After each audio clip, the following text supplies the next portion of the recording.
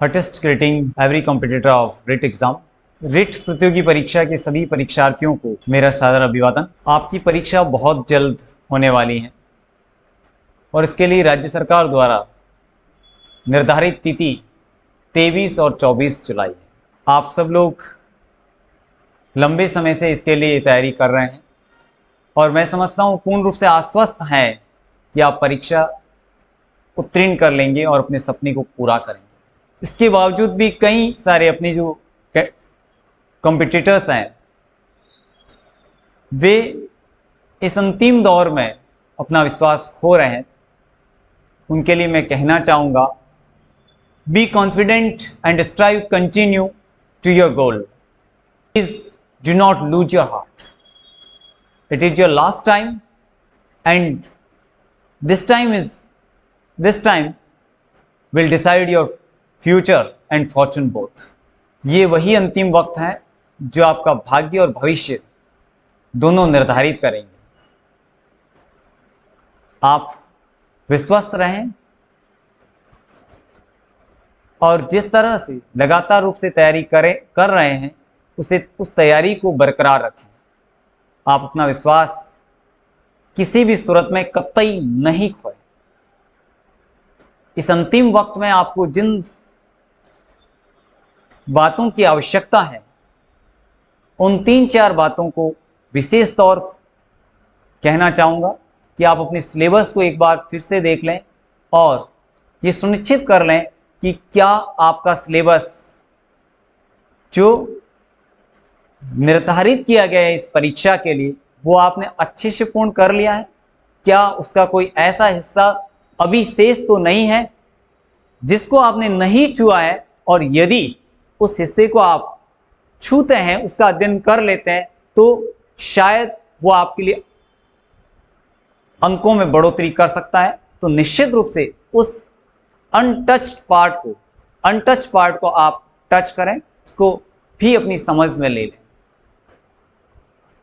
दूसरी और महत्वपूर्ण बात है कि परीक्षा की जो प्रकृति है उसे आपको पूर्व में ही जान लेना था, लेकिन यदि नहीं जाना है तो अभी भी जो शेष वक्त है उस शेष वक्त में जितना जल्दी हो सके उतना जल्दी उस प्रकृति को जान लें और अपने दिमाग को उस प्रकृति के अनुसार तैयार कर लें, सेट कर लें उसको, जिसका फायदा यह होगा कि आपको परीक्षा कक्ष में पेपर हाथ में लेने के पश्चात किसी भी तरह का कंफ्यूजन आपके माइंड में क्रिएट नहीं होगा।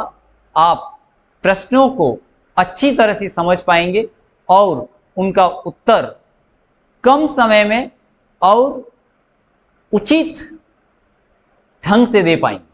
तीसरी महत्वपूर्ण बात है कि परीक्षाएं जो पास की जाती है वो परीक्षाएं केवल पढ़ने से उत्तीर्ण नहीं होती।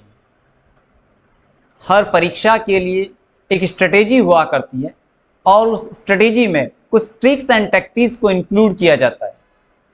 क्या रिट के संबंध में भी ऐसा ही है? वास्तव में हर परीक्षा के संबंध में ये बात लागू होती है और रिट के संबंध में भी है। तो ऐसी ट्रिक्स और टैक्टिक्स जो आपको परीक्षा कक्ष में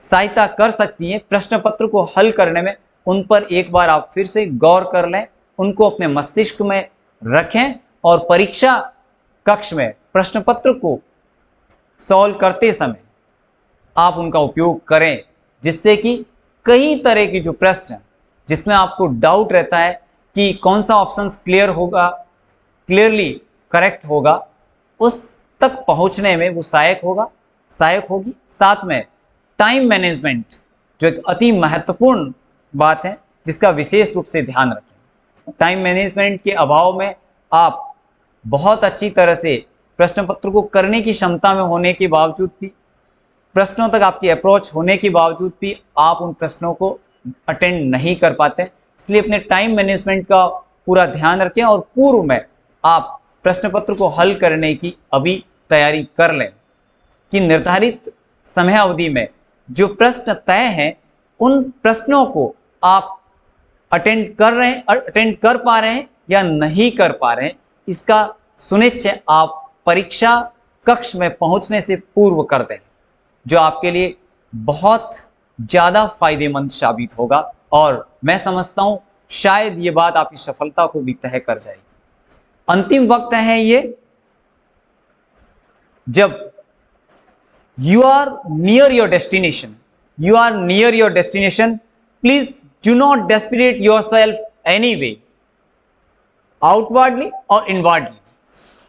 ऐसे कोई भी फैक्टर जो इनवर्डली हैं, आपके भीतर से आपको हतोत्साहित कर रहे हैं, या बाहरी कारक हैं जो आपको हतोत्साहित कर रहे हैं, उन कारकों को अपने मस्तिष्क पर हावी नहीं होने दें।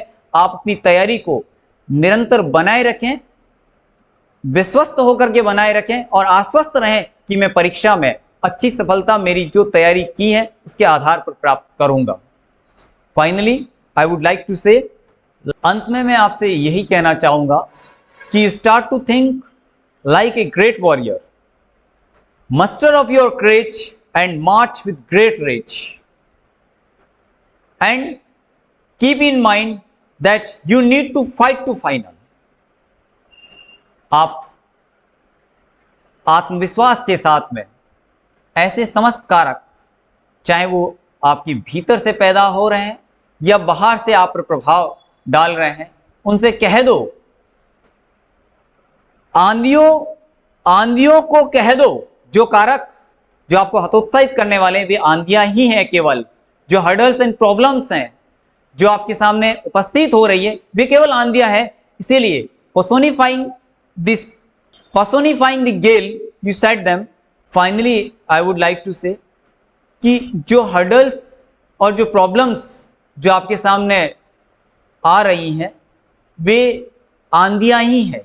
They are only strong wind, not storm.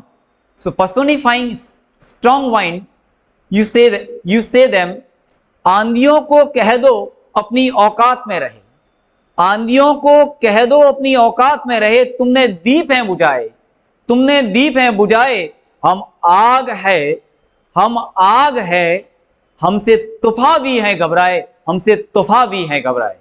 मैं आप सब लोगों के उज्जवल भविष्य की कामना करता हूं, and best wishes to every candidate who is going to appear in RET exams, that you will bring your desired fruit. Thanks to all.